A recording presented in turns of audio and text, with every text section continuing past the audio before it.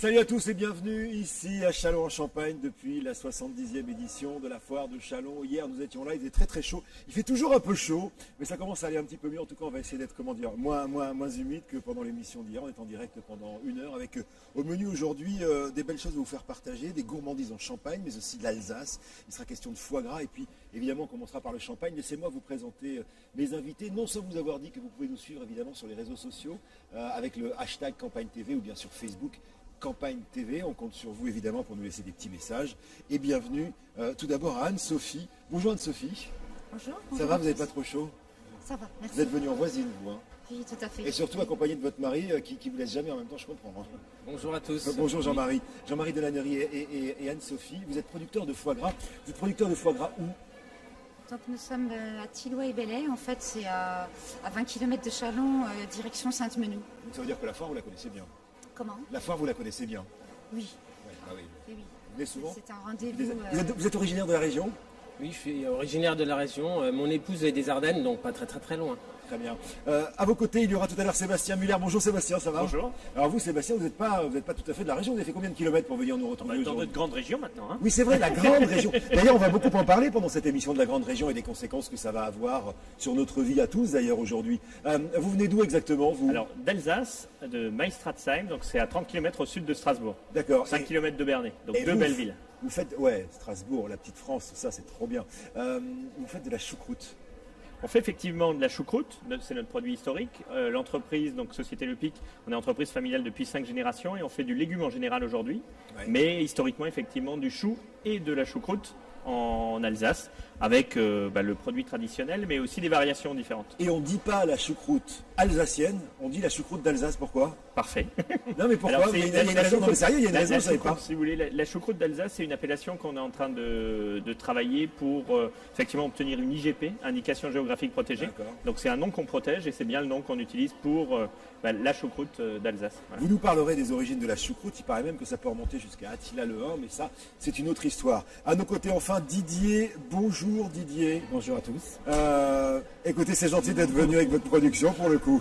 Alors vous êtes champenois? Oui. Vous êtes d'où exactement? Le Breuil, donc la Breuil c'est dans la vallée du Surmelin. Le Surmelin c'est un affluent de la Marne, donc près de Dormans. D'accord. Et vous avez la particularité de faire du champagne, on va en parler dans quelques petites secondes, avec un cépage extrêmement particulier. J'irais même jusqu'à dire qu'il est plutôt rare le cépage que vous utilisez. Il n'est pas rare parce qu'il représente un tiers des cépages champenois. Donc la Champagne a 3 cépages, le Chardonnay, le Pinot Noir et le Pinot Meunier. C'est les plus connus les deux que vous venez de dire. Voilà. Et le troisième c'est le vôtre, il s'appelle le Pinot Meunier. Le Pinot Meunier. Bon, on va parler de tout ça, si vous le voulez bien, avec vous tout de suite. Les caractéristiques de votre exploitation, c'est combien d'hectares d'abord? On exploite 8 hectares en famille, je suis associé avec mon fils. Donc une exploitation que j'ai repris de mon père, qui a repris de son père. On est la 4e génération à faire des vignes. Alors le Pinot Meunier, on en a parlé. Votre production, c'est combien de bouteilles à peu près? Aux environs de 50 000 bouteilles. C'est beaucoup, j'ai aucune idée du volume de ce que ça peut représenter pour être très franc. Au niveau de la manipulation récoltant comme on fait, c'est-à-dire nous on fait tout de la plantation de la vigne jusqu'à l'habillage de la bouteille, c'est déjà assez important. Ouais. Si on veut, on fait partie de la moyenne haute des manipulants en Champagne. Alors vous avez utilisé un terme qu'il va falloir m'expliquer, qui est le terme manipulant. Qu'est-ce que ça veut dire manipulant, Didier? C'est-à-dire que nous on est récoltant manipulant, c'est-à-dire qu'on manipule, c'est-à-dire qu'on transforme notre récolte.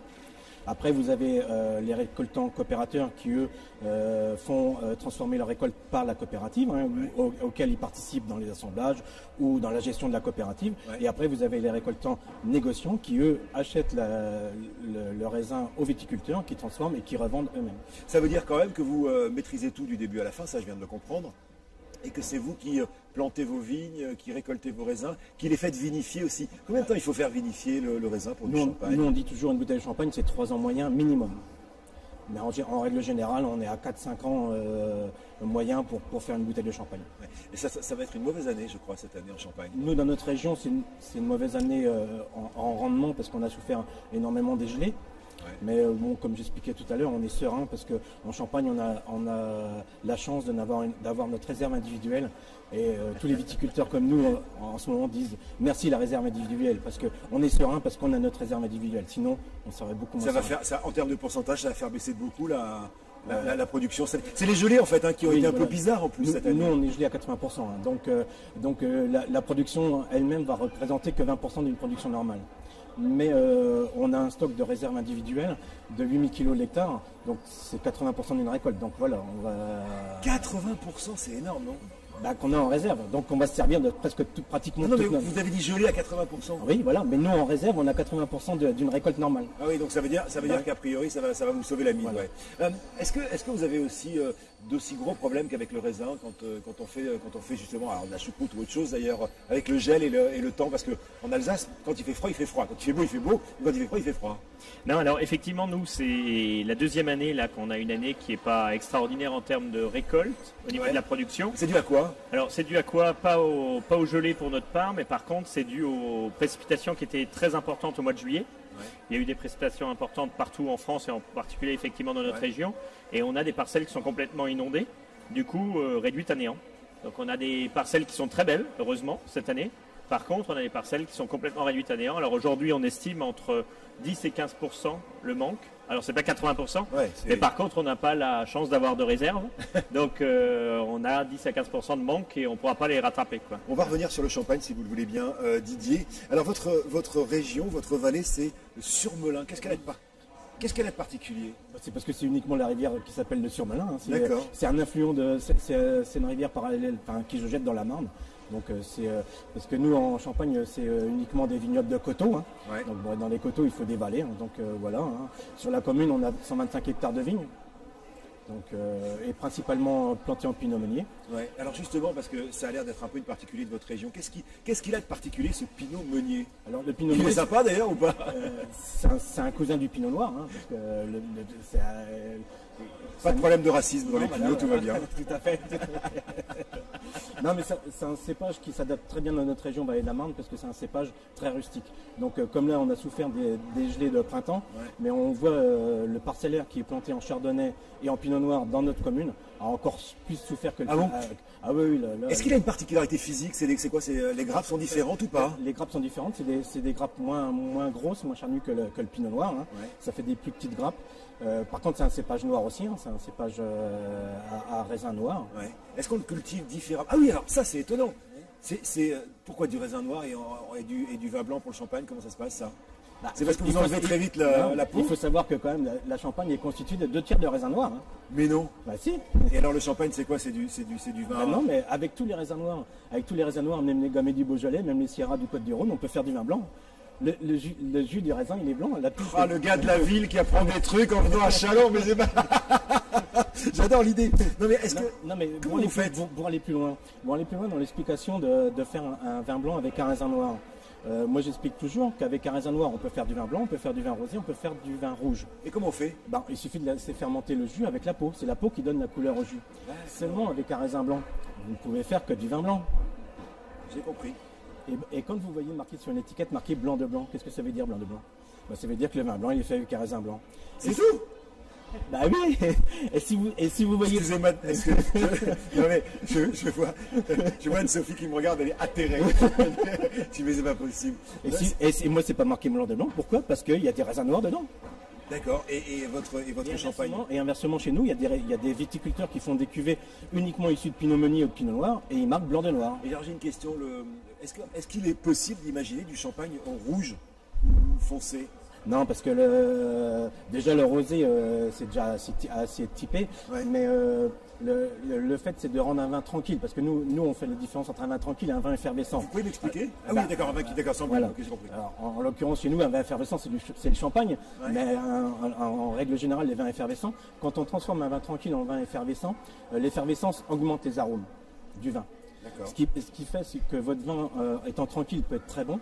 Quand vous allez le rendre effervescent, ça va être désagréable à boire parce que l'effervescence va amplifier trop les arômes. Alors donc si vous rendez un vin rouge effervescent, ça va être vraiment assez trop puissant en bouche et pas forcément agréable. J'ai compris. Alors votre vin il a un goût particulier, je suppose, eu égard à ce cépage. Voilà, tout à fait. C'est typique pinot meunier. Et souvent les clients nous disent, mince, on ne connaît pas le pinot meunier et ben voilà, ils sont agréablement surpris.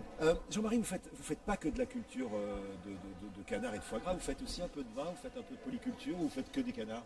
Non, on fait la base de l'exploitation, c'était une exploitation agricole et en fait on s'est diversifié dans la production de foie gras à l'installation d'Anne-Sophie. D'accord, mais entre j'ai cru comprendre que vous vous occupiez, j'allais dire, de faire pousser les bêtes, etc. Mais il n'y a pas du tout de culture ou de polyculture sur la ferme? Si, donc il y a des cultures sur l'exploitation. Donc on a des céréales classiquement, du blé, de l'orge de printemps.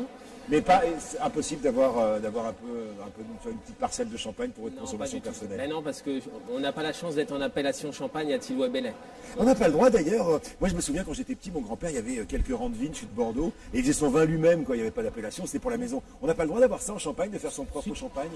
Non, tout à fait, on a le droit d'avoir ses propres vignes, mais si elles sont en dehors de l'appellation, ça ne pourra jamais faire du champagne. D'accord, ça, c'est clair.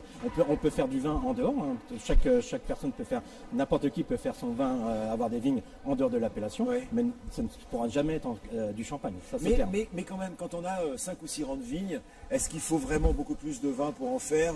Enfin, c'est pas possible d'en faire genre en amateur comme mon grand-père. Il n'était pas bon le vin de mon grand-père d'ailleurs, mais non, c'est pas possible. Non. Non, il faut un certain volume quand même. Hein. Et surtout nous en Champagne, on travaille beaucoup d'assemblage, donc avec plusieurs années. Alors vous imaginez, si vous avez que des petites quantités, c'est Juste une dernière question. Le champagne, j'allais dire une mode, et je trouve que c'est beaucoup plus qu'une mode parce que c'est important. On va vers une production équitable, durable, plus écologique, même si le terme est un peu fort. Qu'est-ce que vous en pensez? Est-ce que c'est bien et important? C'est très important. Nous, justement, on s'oriente vers une certification viticulture durable. Ouais.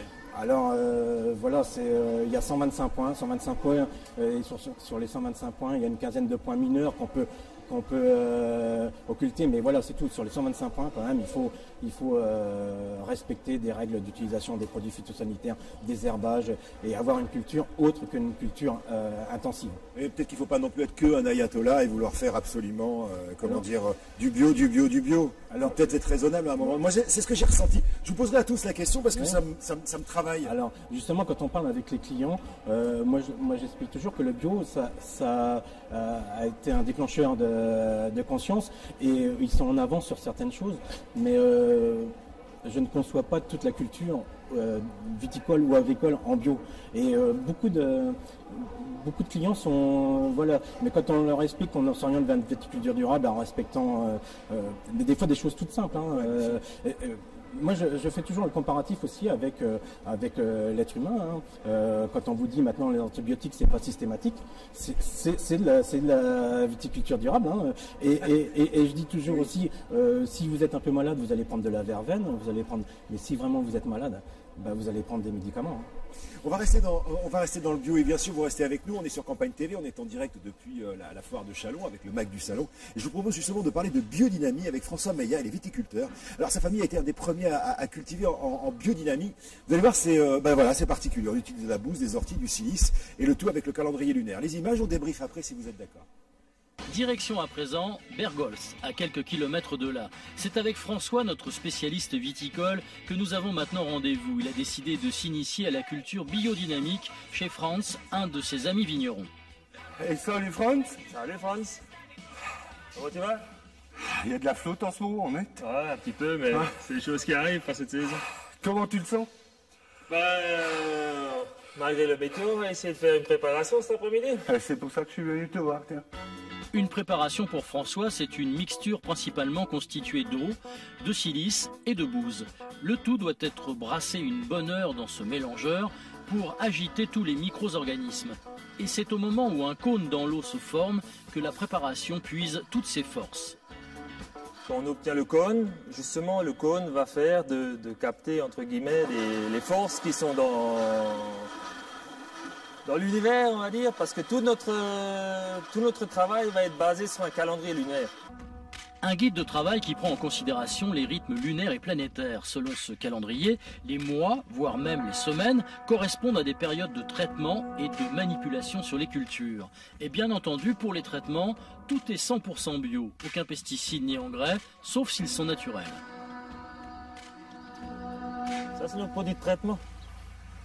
Des orties, vraiment. Ouais, ça va être, quand on les aura besoin, on va les mettre soit en purin, soit en décoction, et on ira traiter les vignes avec ça. Et pour traiter les vignes, Franz utilise la préparation qu'il a fabriquée tout à l'heure à base d'eau, de silice et de gouze. C'est Eugène, le papa, qui est en charge de l'épandage. C'est, si on veut, un peu un engrais liquide. Voilà, c'est l'engrais bio. Voilà. Ok. Eugène, c'est lui le précurseur de l'agriculture biodynamique en Alsace. En 1968, à la suite d'une intoxication au sulfate utilisé pour lutter contre un parasite, il a décidé de prendre un virage à 180 degrés. Et ça fait maintenant 40 ans qu'il s'y tient. De nos jours, la culture biodynamique, ça ne surprend plus personne, c'est même devenu monnaie courante. Mais à l'époque, quand la famille a débuté, c'était bien différent. Et à l'époque, tout le monde nous prenait un peu pour des farfelus, parce que c'est vrai qu'en 70, dans les années 70, commencer à faire de la bio, à traiter des choses comme ça, les gens nous regardaient bizarre. Maintenant, on est plus vu comme un précurseur et puis quelqu'un qui a vu la chose avant tout le monde. Aujourd'hui, avec 4,9% de surface agricole utile en bio, l'Alsace dépasse largement la moyenne nationale. Mais attention, il faut faire une différence entre l'agriculture biologique et biodynamique. À ce titre, un autre label a été créé. Le label qui certifie la biodynamie s'appelle Déméter.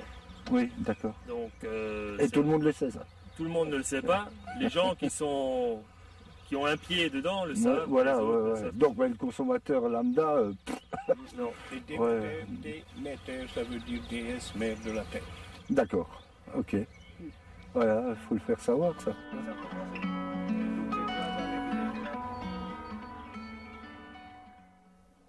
La biodynamie, voilà une question que j'ai envie de poser à tout le monde. Qu'est-ce que vous en pensez, Didier? Je vous vois un peu faire la moue.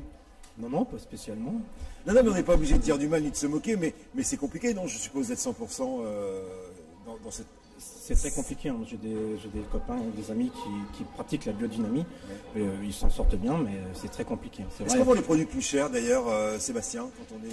Alors, pour notre part, effectivement, on fait une petite partie de choucroute bio. Ouais. Alors, effectivement, le C'est coût de très à revient- la mode en ce moment, quand même. Hein. Oui, mais ça fait plusieurs années parce qu'on avait une usine historiquement à Colmar. Là, on est basé à Maestratsem, on avait une usine historiquement à Colmar.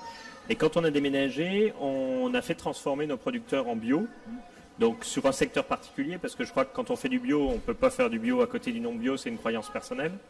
Et, Ah oui, parce et du que ça coup, peut contaminer les... c'est ça, hein. potentiellement. Maintenant, après, effectivement, il y a des garde-fous qu'on peut mettre en place, il y a des choses comme ça. Mais je crois que la bio, finalement, c'est le début de l'agriculture raisonnée. Aujourd'hui, effectivement, je ne pense pas qu'on puisse tout faire en bio. Tous là. Je vais me faire tirer dessus, mais on n'est pas un peu tous là. L'agriculture raisonnée, c'est peut-être la solution. Je pense que c'est une manière de faire un peu, on va dire, attention à ce qu'on fait et de suivre la production de manière un peu plus précise que ce qui a déjà pu être fait, quoi. Jean-Marie, comment vous faites, vous? Pareil, agriculture raisonnée? Donc nous, au niveau de l'exploitation, voilà, on raisonne tout ce qui peut être les engrais, les produits phytosanitaires. Ouais. Mais après, la démarche bio est complètement différente. Donc elle est plus compliquée, elle ne s'adresse pas forcément à toutes les exploitations. Et Ah oui, c'est un choix c'est pas possible de les faire sur toutes les exploitations. c'est un choix personnel. C'est assez difficile et il faut arriver à l'appréhender quand on a vraiment fait le choix. Jean-Marie, Anne-Sophie, vous êtes mariés depuis combien de temps? 19. 19 ans. Vous avez combien d'enfants? 3. Non, je dis ça parce que votre histoire, on va parler de votre produit et de ce que vous faites. Hein, vous faites du foie gras, mais votre histoire, elle est sublimement belle. C'est une histoire. En fait, c'est une histoire d'amour avant tout. En fait, on va dire que Jean-Marie m'a fait une place sur l'exploitation et c'est un projet de couple qu'on a eu. Ouais. Mais c'est vrai que s'il n'avait pas été d'accord, s'il ne m'avait pas suivi ou si on n'avait pas mûri ce projet ensemble, c'est sûr que... Pour expliquer à tous ceux qui sont en train de nous regarder, vous faites du foie gras. Alors Jean-Marie s'occupe aussi d'autres choses, mais vous faites du foie gras. Et à un moment, vous êtes rentré dans l'exploitation. À quel moment c'est arrivé et pourquoi vous y êtes rentré? Comment ça s'est passé en fait? Alors c'était Jean-Marie qui était installé sur la ferme familiale Ouais. en polyculture. Ouais. Et en fait, moi je me suis installée agricultrice en 2003 et on a commencé ensemble à monter le projet Canard. Ouais. Donc on a mis en place l'élevage, le gavage, la transformation, la vente. C'est mon installation en fait. Il m'a fait une place sur l'exploitation, Jean-Marie. Comment ça s'est passé? Parce que globalement, je veux bien pour l'Alsace, mais ici, c'est pas tellement une région de foie gras. Non, c'est pour ça qu'on a Comment fait est du venue foie gras. l'idée? Ah bon? Non, l'idée c'était que je participe aux travaux de l'exploitation. Ouais. C'était un choix après la naissance des 3 enfants. Et donc, l'idée, c'était de faire un atelier de volaille. Et c'est vrai que bon, en se renseignant, on s'est rendu compte qu'il y avait énormément déjà d'éleveurs dans les villages alentours. Donc on a cherché en fait quelque chose qui n'existait pas. Et en allant en vacances dans les Landes, on a découvert en fait un élevage de canards gras. Mais comment vous avez fait alors? Vous voyez cet élevage de canards gras, vous dites tiens, c'est pas con, c'est pas bête, pardon, on pourrait faire ça. Et après, vous les ramenez à la maison? En fait, on s'est formé, on a commencé par aller en formation. Donc Jean-Marie a fait un stage d'Angers d'élevage, gavage de canards. Moi, j'ai fait un stage découpe, transformation, etc. Et on a fait nos premiers canards. Comment ça se passe, Jean-Marie, quand on fait un stage comme ça? Vous êtes à l'école, vous êtes chez un exploitant? Donc on était tout à fait à l'école. C'est génial comme aventure humaine. C'est un centre de formation. Ouais. En fait, on s'est retrouvés avec d'autres personnes, pas forcément des gens qui étaient dans le milieu agricole, qui voulaient apprendre à faire du gavage. Donc il y avait un Réunionnais, il y avait une personne qui sortait du chômage. Donc c'était vraiment une bonne ambiance et c'est vrai qu'on a apprécié quand on a fait ce stage-là, enfin pour ma part, pour la partie gavage. Et en fait c'était en 2002, on a fait le stage et fin 2002, on s'est entre guillemets amusé à faire nos 25 premiers canards. Vous les avez vendus ou vous les avez mangés vous-même? Ah oui, pour la famille, c'est ça? Pour la famille. Ouais. Ça s'est passé comment? Apparemment, plutôt bien. Ouais. C'est le truc de gaver. J'ai assisté justement en faisant une émission avec Campagne TV au gavage des oies ou des canards. C'est un truc extrêmement impressionnant. Alors, ce que j'ai appris aussi, vous allez me le confirmer, c'est qu'en fait, c'est pas une maladie. Hein. Si on arrête de les gaver, ils redeviennent normaux, les canards. C'est ça, hein? Voilà, c'est ça. C'est pas du tout une cirrhose du foie. Il y a la reversion. C'est ce qu'on appelle reversion. Le foie, il reviendrait à son état initial si on arrête le gavage. D'accord. Il faut bien se concevoir que le gavage, en fait, c'est uniquement les 15 derniers jours de la partie d'élevage du canard. Quel âge ils ont les canards quand vous commencez à les gaver? À peu près 16 semaines, 14-16 semaines. Mais les canards, ils naissent chez vous? On les achète à la naissance. D'accord, donc c'est des bébés canards. En fait, ils naissent un jour et ils sont expédiés la nuit, on les reçoit le lendemain matin. D'accord, et vous, alors comment ça se passe quand ils arrivent, les canards chez vous? Alors nous, on s'occupe d'un petit nombre de canards, puisqu'à chaque fois, on reçoit 85 canards. Donc c'est vraiment un petit élevage. On connaît tous les prénoms. Presque. Et donc, on les installe dans une petite poussinière, avec de l'aliment, lampe chauffante, et on fait des lots comme ça tous les 15 jours. Donc on les élève au départ à l'intérieur. Après, selon la température extérieure, l'hiver, on va les garder plus longtemps à l'intérieur. S'il fait chaud, l'été, ils vont sortir plus rapidement à l'extérieur. Ça mange quoi, les canards? Donc la partie de l'aliment premier âge, on l'achète, mais aussitôt, dès qu'ils sont assez grands, on réalise notre propre aliment avec des céréales, du tourteau de colza, des compléments, des pois également, parce qu'il faut des protéines pour la croissance. Ah oui, du tourteau de colza. Tourteau, je pensais au crabe, je dis ah bon? Non, pas du tout. Donc le tourteau, en fait, c'est simplement quand on presse l'huile, on obtient le colza, pardon, on obtient d'un côté l'huile et de l'autre côté le tourteau. D'accord, donc vous les faites grandir, et au bout d'un moment, vous considérez qu'ils sont prêts, qu'ils sont suffisamment grands, et là commence le gavage. Voilà.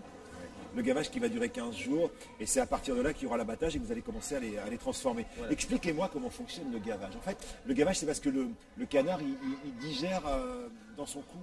Il digère assez facilement. Donc, en fait, il faut préparer le jabot pendant même la phase d'élevage. C'est-à-dire qu'il faut faire un rationnement à un moment donné pour qu'il il s'auto-gave lui-même, pour qu'il ingurgite en un temps le temps le plus court possible, pour qu'il puisse déjà un petit peu donner de l'élasticité au jabot. Ça peut être moi à la foire de Châlons. Mais voilà. L'élasticité au jabot. Voilà. Pardon, je dis des bêtises. Et donc, l'élasticité au jabot, et à partir de quel moment vous arrivez, vous? Et donc là, c'est à ce moment-là, derrière le rationnement, on commence le gavage, donc avec une dose qui correspond à une dose journalière, en fait qui est cumulée, puisque du coup je gave le matin et le soir. Et au fur et à mesure des jours, j'augmente la dose afin d'arriver à pratiquement sur l'intégralité les dernières journées de gavage, 1 kg de maïs.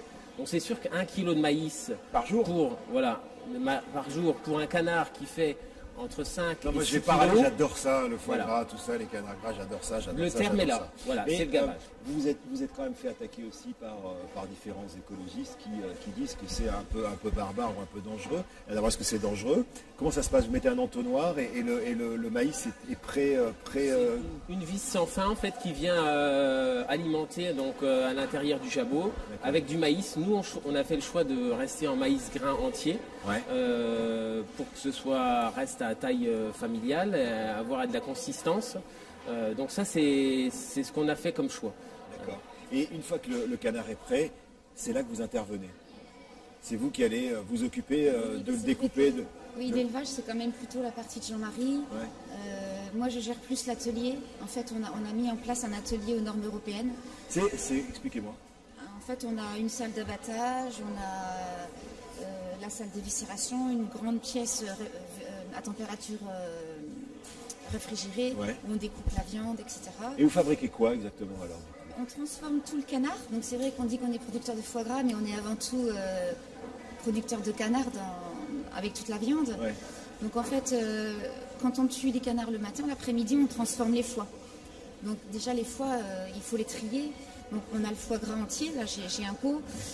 Les plus beaux foie gras, on va les faire en foie gras entier.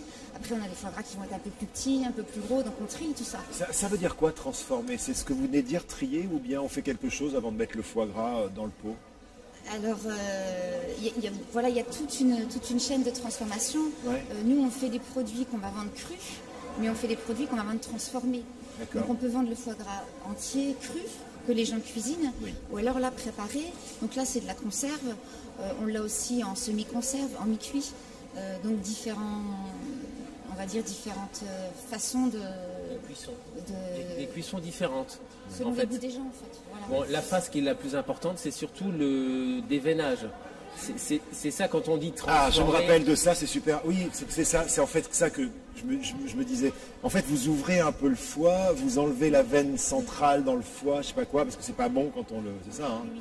C'est un gros boulot, ça. Ce que je disais, c'est qu'on les trie parce que tous les foies ne sont pas superbes et utilisés en foie gras entier. D'accord. Donc on les trie, les petits ou les gros, on va faire des transformations comme la rillette au foie gras, on fait des petites choses comme ça. Et tous ceux qui sont beaux, alors là on va s'attabler avec nos grands plateaux, nos petits couteaux, et là on déveine. Et en parlant Et de là, on s'attabler... passe, et là on met un gros pull, une écharpe et on... Eh oui, parce que vous passez l'après-midi dans la chambre froide, ouais. Vous Voilà. êtes beaucoup à travailler, c'est une entreprise de famille, vous n'êtes pas toute J'ai seule. deux dames avec moi. Ouais. Voilà. Il y a c'est quoi, une de vos belles-sœurs donc, qui Une belle-sœur et une amie. En fait, ce qui me plaît dans votre aventure, c'est que c'est une histoire d'amour et une aventure de famille, en fait. Voilà. On a la chance aujourd'hui de pouvoir travailler avec des gens avec lesquels on s'entend très très bien. Ouais. Et ça, on a une confiance entre nous. Ah oui. Et Non, et c'est- puis surtout, c'est très, très vachement bien. chouette. C'est sympathique. Super. Foie gras, champagne, c'est pas mal. Ça va très bien ensemble. Très bien. Et sérieux, vous avez du pain, vous avez du foie gras, on peut goûter, on peut faire un truc. D'abord, qu'est-ce qu'on goûte? Là, je vous fais goûter la rillette au foie gras. Parce que quand j'étais petit, on disait le vin blanc avec le foie gras, mais en fait, le champagne, c'est super bon. Ouais. C'est très bien aussi. Hein. Oui, non. Oui, voilà, c'est un peu sucré. Demi-sec, même un brut. Hein.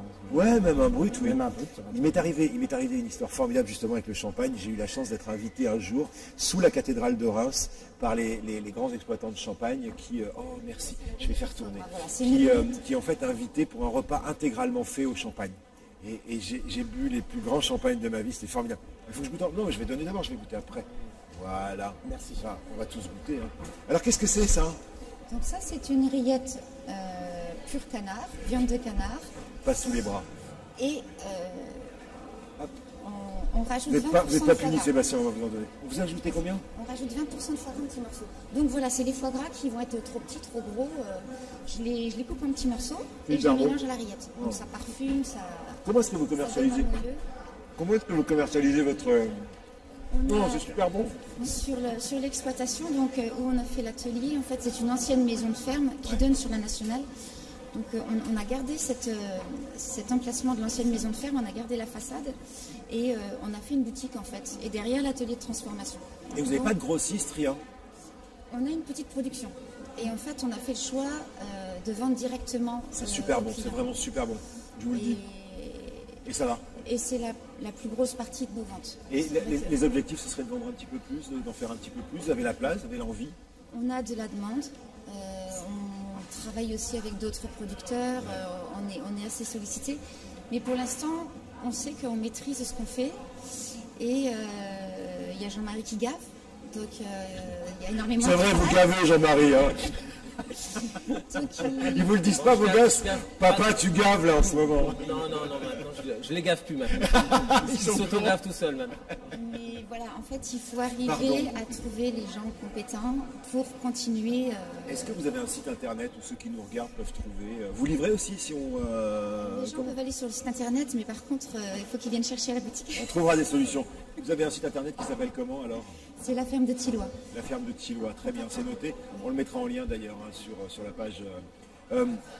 Il est comment ce petit foie gras? Très bien. Et je ne vous ai pas demandé comment vous vendez, vous Didier? Uniquement de la clientèle particulière aussi. De particuliers, beaucoup de passages. C'est-à-dire que les gens viennent chez vous, discutent avec vous Tout à fait. Et on a aussi beaucoup d'amis aussi qui font des commandes groupées dans différentes régions, différentes régions de France, ou des amis qu'on connaît. Et voilà, ils font connaître notre produit et on fait des expéditions groupées, mais c'est uniquement de la clientèle particulière. Vous Sébastien, vous ne pouvez pas vous permettre ça, il y a trop de production pour vous là, il faut être obligé de... Alors nous, on travaille aussi bien avec des professionnels qu'avec des particuliers. Ouais. On travaille surtout effectivement et majoritairement avec des professionnels. Alors différents types et effectivement ça peut être des grossistes vers la restauration, donc restauration, la grande et moyenne surface. Ouais. On travaille avec des industriels qui vont utiliser nos produits en tant qu'ingrédients d'un plat garni, par exemple la choucroute garnie qui est connue. Et après avec des détaillants, donc des gens qui vont faire des marchés, des choses comme ça. Et des restaurateurs, des choses comme ça. Et des restaurateurs, bien sûr aussi, au niveau de la région. Mais après, on a aussi une partie particulière, parce que le PIC, notre entreprise, on est aussi la maison de la choucroute. Donc on fait visiter notre site de production avec effectivement une visite qui est organisée tous les jours et une personne qui s'occupe de ça, avec effectivement une boutique. Et donc les personnes peuvent acheter sur place à Maestratzheim. Alors avant de parler de choucroute, je vous propose, s'il vous plaît, de faire un truc dingue, c'est de parler d'un repas que vous devez connaître, vous, parce que ça se passe en Alsace. C'est l'auberge, la ferme auberge du Grand Ballon, le repas Malker. Vous savez ce que c'est le repas Malker? Marker, c'est ça hein? Oui. On met le repas à chauffer pendant qu'on part dans les champs, et on revient et c'est prêt, et c'est délicieux. Il paraît que c'est à base de pommes de terre, c'est ça? Mais alors c'est un peu, il me semble, si c'est un repas Merker, c'est un repas qu'on prend après les marches, mais c'était aussi un repas effectivement traditionnel à l'époque. Ouais. Alors vous allez voir, les images, on peut le prendre dans une ferme. Alors je ne sais pas si on le prend après les marches ou si on est venu avec une voiture parce qu'on est paresseux comme moi. En tout cas, ça se passe en Alsace, dans un endroit formidable avec une belle vue sur l'Alsace et de très beaux repas à manger. Regardez les images, on débriefe après et ensuite on parle de choucroute. À présent, il est temps pour nous de retrouver au grand air notre ami Michel. Au programme, découverte d'une ferme auberge sur les hauteurs. Perché au pied du Grand Ballon d'Alsace, cet établissement est une référence en matière de cuisine traditionnelle régionale. Bonjour Michel. Oui, comment allez-vous? Très bien, avec ce beau soleil. Oui, on vous amène le soleil, c'est Ah oui, ça fait Très plaisir. Hein. On l'attendait avec impatience. Annick, c'est la propriétaire du lieu. C'est elle aussi qui est au fourneau chaque jour de la semaine. Elle s'affaire pour préparer des repas Malker, un nom emprunté à la cuisine allemande. Le Malker, en alsacien, c'est le treilleur. Donc avant de partir au champ, le fermier mettait sa casserole normalement dans les braises. Et pendant ce temps, il partait au champ et cette casserole cuisait tranquillement pendant 2 heures. Et quand il revenait des champs, c'était cuit. Voilà. Un repas bien consistant pour satisfaire ses travailleurs. Traditionnellement, le repas Malker est composé d'une entrée, une tourte avec des crudités et d'un plat de résistance, de la palette fumée avec des pommes de terre rôties qu'on appelle ici les Roy Cabrageldi. Et comme nous sommes en Alsace, ce repas se termine par une part de Münster, une autre spécialité de la région. Et le fromage, justement, c'est l'affaire de Didier, le mari d'Annick. Moi, c'est le fromage, oui. Mais on est très polyvalent. En fait, hein, moi, je peux très bien faire la cuisine. Ma femme pourra aller traire des vaches et puis voilà, on se complète. Et cela fait plus de 20 ans que Didier et Annick tiennent ensemble les rênes de cette ferme auberge. L'amour du métier est bien présent chez eux. Malgré ça, ils ont un planning bien chargé à respecter, et ça, chaque jour de l'année. Ça, c'est la traite de ce matin des vaches. Et cette traite quotidienne représente environ 100 litres de lait qui donneront, après 3 semaines d'affinage, une vingtaine de Münster. Faire son fromage, élever son bétail, vivre au grand air, Didier a fait ce choix il y a de nombreuses années. Menuisier de formation, il a tout plaqué pour se lancer dans cette aventure sans aucun regret. J'ai la chance de faire ce que j'aime. Mais dites-nous Didier, qu'est-ce qui vous plaît tant? En fait, je peux même pas vous dire parce que ce sera aussi bien les clients, le contact avec les gens, ce sera aussi bien la cuisine, ce sera aussi bien... Bon, le plus, c'est chercher les vaches, traire. Ça, c'est vraiment mon côté que je vais préférer. Alors, par là, ouais. Amoureux de son travail, Didier pense aussi à bichonner ses bêtes pour qu'elles soient bonnes et généreuses. Alors, tous les matins, les cochons ont droit à un petit festin composé des restes du caillé des futurs Münster.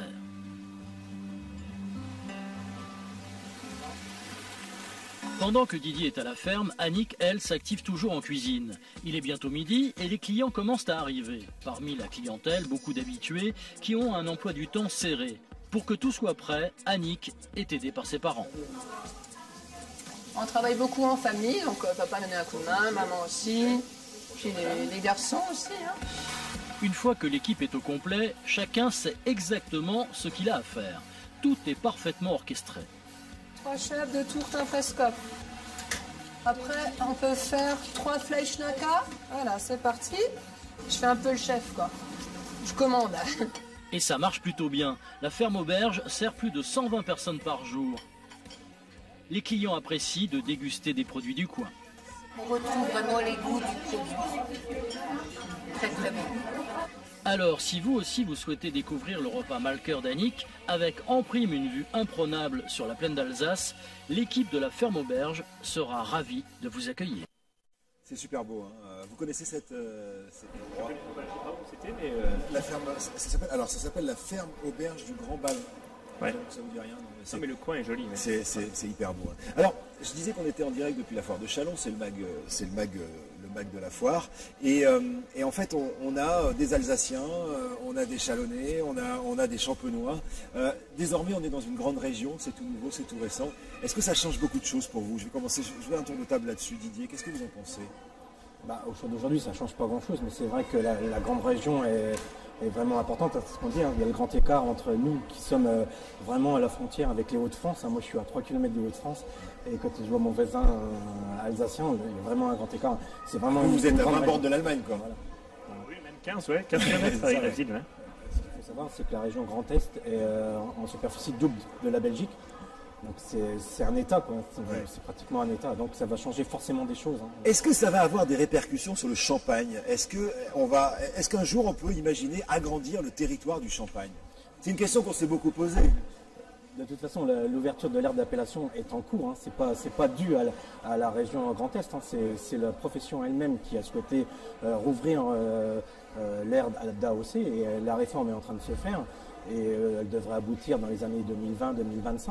Mais dans tous les cas, ce n'est pas dû à la région Grand Est. Hein. Qu'est-ce que ça peut changer pour vous, Jean-Marie, Anne-Sophie, l'ouverture de cette grande région? Si toutefois ça change quelque chose, hein, je ne sais pas. Parce qu'il y a du foie gras qui est produit en Alsace, hein, si ma mémoire est bonne. Oui, beaucoup plus que par chez nous. Oui. Nous, étant donné qu'on est vraiment petit producteur, on a une clientèle locale, on a du passage, bien sûr, on est bien situé, mais on ne fait pas de grosses expéditions. Oui, ça n'a pas une incidence, théoriquement en tout cas sur le papier, ça n'a pas une incidence pour notre production précisément à Thilloy-Belley.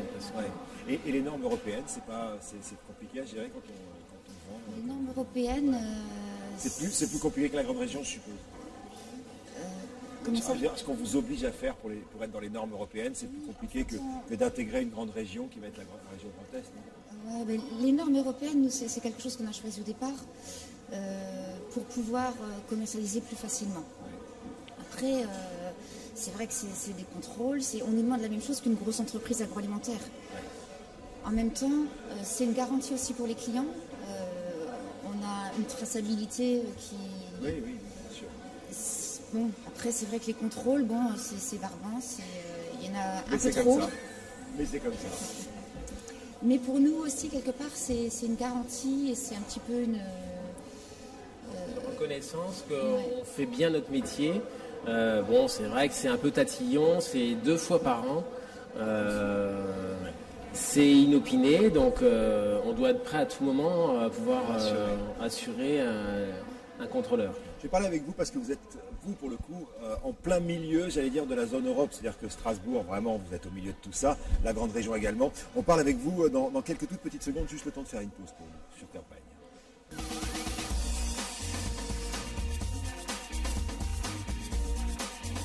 Sébastien, vous êtes président de l'association pour la valorisation de la choucroute d'Alsace. Tout à fait, oui. Et vous travaillez aussi pour une très grosse entreprise, on en a parlé. Et je voulais commencer par l'Europe et par cette grande région. Quelle incidence ça a pour vous Est-ce que ça va changer quelque chose dans votre manière de travailler? Alors, au niveau de la grande région, vous voulez dire, je pense que bon, c'est une réforme administrative, c'est une réforme certainement qui est nécessaire pour la simplification des différentes régions et pour aider notre pays à s'en sortir, j'ai envie de dire. Après, est-ce que ça va changer quelque chose au quotidien chez nous? Je pense pas tout de suite, hormis que nos responsables politiques seront peut-être un peu plus loin. Mais après, effectivement, hormis ça, je pense pas que ça va changer fondamentalement des choses. Après, je crois que quand on parle de l'agroalimentaire, on a des identités qui sont fortes. Vous parliez de Champagne, on fait du crément en Alsace, nous on fait de la choucroute en Alsace. Je veux dire, il y a des identités qui sont fortes avec des produits forts dans des régions qu'on reconnaît dans les régions historiques. Mais la grande région, à mon sens, elle est effectivement, ça nous permet d'élargir un petit peu les choses. On est plus grand, donc on peut imaginer qu'on pourrait être effectivement plus fort si jamais on doit être... Deux fois la Belgique, Didier, c'est important. Effectivement, on doit être amené à faire des choses peut-être à l'extérieur. Alors cette année, par exemple, pour l'agroalimentaire, on fait un salon chaque 2 ans à l'entreprise, qui est une entreprise familiale et dont je suis l'arrière-petit-fils. C'est le SIAL à Paris. C'est quoi? Ah oui. Donc le Salon international de l'alimentation. Et cette année, par contre, on a organisé un stand qui est grande région. Donc effectivement, on a une offre qui est plus large. Et quand on va avoir des clients qui vont venir, ça va permettre aussi d'avoir une offre plus large et vont pouvoir venir chercher nos produits. Voilà. Des dizaines de questions sur justement l'entreprise familiale. Elle a commencé par quoi, l'entreprise familiale? Elle faisait de la choucroute? Alors, elle a commencé par quoi? Effectivement, c'est ce que je vous disais, c'est choucroute, même chou, on va dire au départ, hein, parce que l'histoire de la choucroute, c'est du chou au départ qui est transformé et après transformation, ça devient de la choucroute. Transformé un peu comme le vin. Hein. On le met dans des cuves de fermentation, on le laisse fermenter entièrement naturellement. Et au bout de c'est des cuves en quoi? Non, c'est pas des cuves en bois, c'est des inox. Alors non, les cuves en bois, c'était il y a bien longtemps. Mais ça existait quand même. Ça existait. Ouais, oui. Pas, ouais. Ça existait. Ensuite, c'était des cuves en pierre, comme ça se fait aussi, comme dit dans le vin. Et ensuite, là, on est sur de la fibre de verre ou de l'inox. Aujourd'hui. Hein. Donc, on fait fermenter le chou là-dedans, dans ces cuves de fermentation, et on obtient de la choucroute. Alors, on a commencé, et l'histoire familiale a commencé par là. Donc, historiquement, dans le monde agricole, toujours dans le monde agricole, parce qu'on a toujours une exploitation agricole qui fournit la choucrouterie pour en faire effectivement du chou, pour en faire de la choucroute. Alors, expliquez-moi, c'est rigolo, on dit qu'Attila a découvert en Chine la choucroute. On parle aussi des marins qui se sont rendus compte que quand ils transportaient du chou, au bout d'un moment, ça fermentait, mais c'est quand même comestible. C'est quoi la vraie histoire, si tant est qu'on en ait une, hein? Alors, si vous voulez, grosso modo, effectivement, l'histoire de notre produit chou fermenté, elle remonte à très loin, comme vous le disiez. Après, ce qu'ils ont découvert, ces gens-là, les marins en l'occurrence, c'est le process de fermentation. Ils ont emmené des vivres dans des tonneaux en bois, en l'occurrence.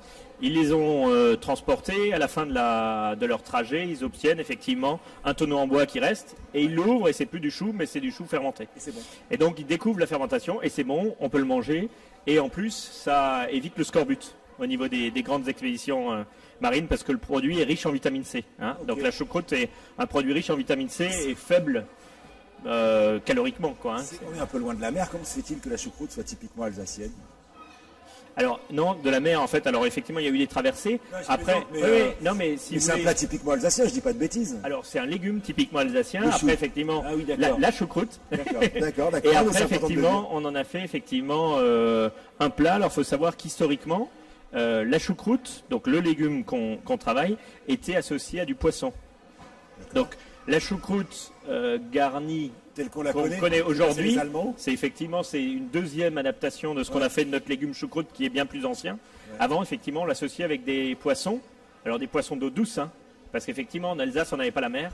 Du coup, la choucroute garnie de la mer, c'est pas tout à fait d'Alsace, mais par contre la choucroute garnie aux poissons d'eau douce, elle est effectivement d'Alsace et particulièrement de Colmar. Tout ça, c'est les Allemands, le lard, la saucisse avec les pommes de terre telle qu'on la connaît, délicieuse aujourd'hui. Alors, effectivement, c'est une association qui a été faite dans notre région, Alsace et effectivement l'Allemagne aussi. Ouais. Alors, expliquez-moi la différence entre la choucroute crue et la choucroute cuite. La cuite, oui. Alors, si vous voulez, déjà, effectivement, comme vous l'avez compris, on a le chou. Hein, il est fermenté. Et ensuite, quand il est fermenté, effectivement, on obtient de la choucroute. Fermentation entièrement naturelle et anaérobie, c'est-à-dire on n'a pas d'air. On laisse fermenter le produit entre 2 semaines et 2 mois. D'accord. Donc en 2 semaines et 2 mois. Et cette fermentation, une fois qu'elle est faite, elle permet d'avoir effectivement une choucroute. L'étymologie du terme, c'est chou acide, hein, surcrute en alsacien. Donc d'où choucroute quand le produit est fermenté. Quand on a fermenté ça, ça peut rester en cuve de fermentation jusqu'à 1 an, cette choucroute. Et au fur et à mesure des besoins, on va sortir la choucroute de sa cuve de fermentation et c'est ce qu'on va appeler de la choucroute crue. D'accord. En ce moment, on est dans une période un peu particulière. On parle de choucroute nouvelle. Alors pourquoi nouvelle? Parce que c'est le produit qui a fermenté que 2 semaines et du coup beaucoup plus doux que ce qu'on va avoir le reste de l'année, qui va rester en cuve de fermentation plus longtemps. Donc là, effectivement, on est sur un produit qui est typique, qui est du 15 août au 30 septembre. Et comment on fait quand on est un consommateur lambda, qu'on regarde Campagne TV, qu'on veut choisir une bonne choucroute, à quoi on la reconnaît? À part le fait qu'elle vienne de chez vous, évidemment. Ça me paraît. Non, alors, non, si vous voulez, une choucroute. Alors, aujourd'hui, comme je disais, on est en train de travailler avec la profession, parce que vous le précisiez, je suis aussi président de la filière, chou et choucroute en Alsace. Au niveau de la filière, on est en train de travailler sur une démarche de qualité et une indication géographique protégée. Et effectivement, la qualité, finalement, si vous la voulez, il faut suivre un petit peu ces labels de qualité. Donc, indication géographique protégée, c'est une garantie de qualité et de maîtrise des savoir-faire ancestraux, et aussi effectivement des entreprises qui s'engagent à des audits.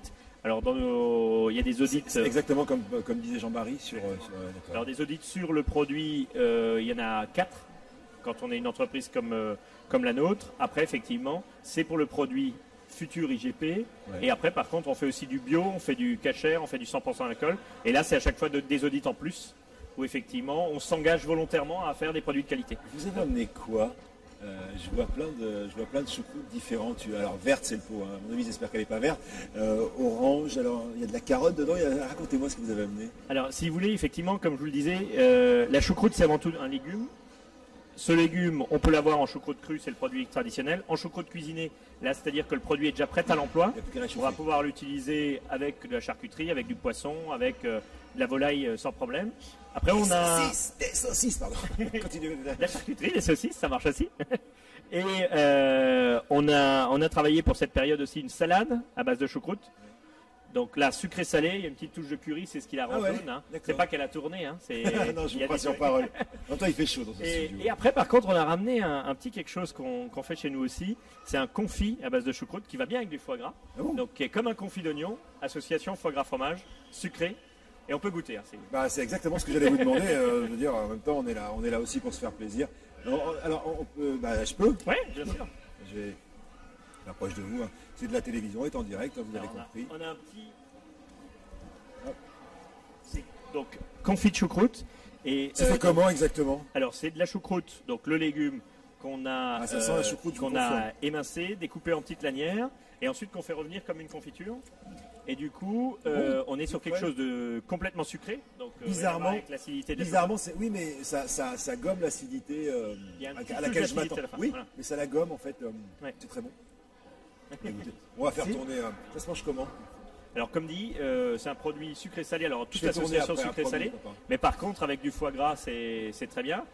Qu'il soit de Champagne ou d'Alsace, hein, on n'a pas de limite, nous, hein, on est Grand Est. Très bien. Et après, effectivement, ou du fromage fort, du genre Münster ou des choses comme ça, c'est excellent. C'est hyper bon. Vous avez bien fait de venir tous, hein, entre le foie gras et la choucroute, moi je trouve que c'est super. Avant de se quitter, je vous propose de partir une dernière fois, prendre un bol d'air. Ça va faire du bien à tout le monde d'ailleurs, dans un très bel endroit. Le massif des Vosges, un panorama à couper le souffle, à plus forte raison lorsqu'il est filmé depuis un parapente. Regarde. À quelques kilomètres au-dessus de Guebwiller, rendez-vous est pris avec Michel, un randonneur amoureux de la nature. Nous sommes ici sur le Petit Drumont, un des sommets des Vosges qui offre en prime un panorama extraordinaire. Et Michel. Salut. Michel est un passionné de montagne, mais plutôt que de partir en randonnée, il a fait appel à Cyril et Romain, des moniteurs de parapente. C'est parti pour la grande aventure. C'est parti.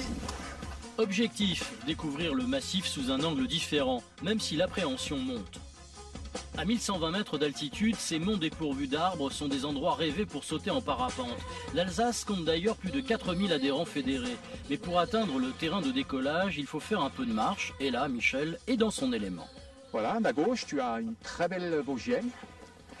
Mes enfants appelaient ça une vache dalmatien. C'est typique. Typique des décollages en parapente du massif des Vosges. Mais rassure-moi, tu n'es pas un ingénieur blé. Non. Non.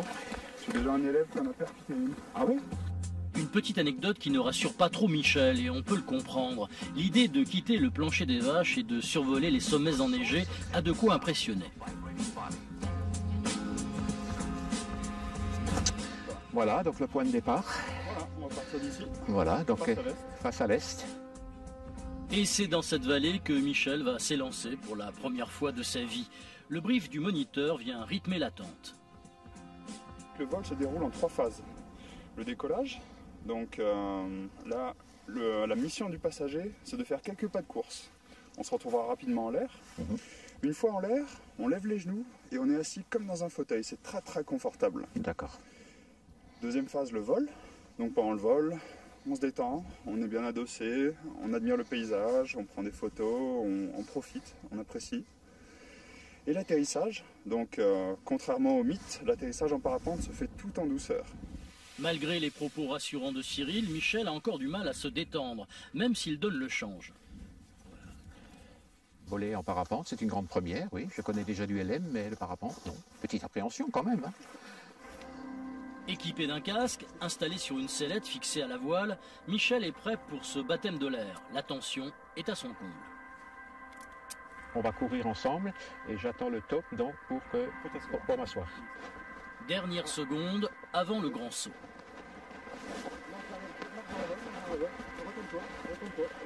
Voilà. Et maintenant on accélère. Et on court, on court. Voilà. Tu peux t'asseoir. Je peux mettre mes mains là ?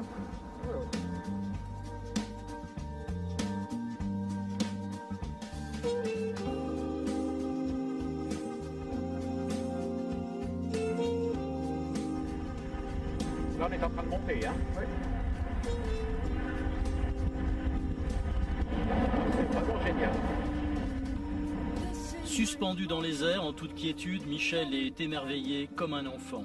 Quasi seul au monde, avec pour panorama un paysage à couper le souffle, difficile de ne pas apprécier un tel spectacle, de ne pas savourer un tel moment.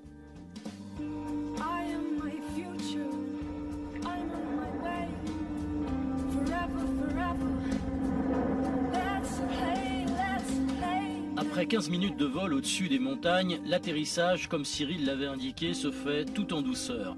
Il faut juste s'assurer avant de sauter qu'il n'y ait pas de vaches à l'horizon. C'était cool, hein ? C'était génial. C'est facile, hein ? C'est à refaire dès que possible. Qui a essayé ? Vous avez essayé, Didier ? Pas Didier, Sébastien, vous avez essayé ? Le parapente ? Alors, pas le parapente, mais je fais de l'ULM. Ouais. Ah, c'est pas mal. Vous avez déjà essayé ? Non, j'ai pas essayé. Moi, ça me fout la trousse. Vous avez essayé ? Non plus. Pas Ouais, mais c'est beau. C'est hyper beau, mais ça fait un peu peur, comme on dit. Bon, merci d'avoir été là. C'était le Mac du Salon en ce dimanche après-midi ensoleillé et chaleureux. Merci vraiment 1000 fois Jean-Marie et Anne-Sophie d'être venus. Merci beaucoup. Merci à vous. Je rappelle qu'on mettra en lien sur le site internet de Campagne TV, votre site à vous. Merci 1000 fois d'être venu, Sébastien aussi, nous parler de choucroute. C'est hyper bon le petit truc. Et puis vous aussi, Didier, évidemment. Merci d'être venu. On se quitte. Rendez-vous dans les travées de la foire de Châlons-en-Champagne, évidemment, durant toute cette soirée. Vous savez qu'on est des amoureux de la foire ici sur Campagne TV.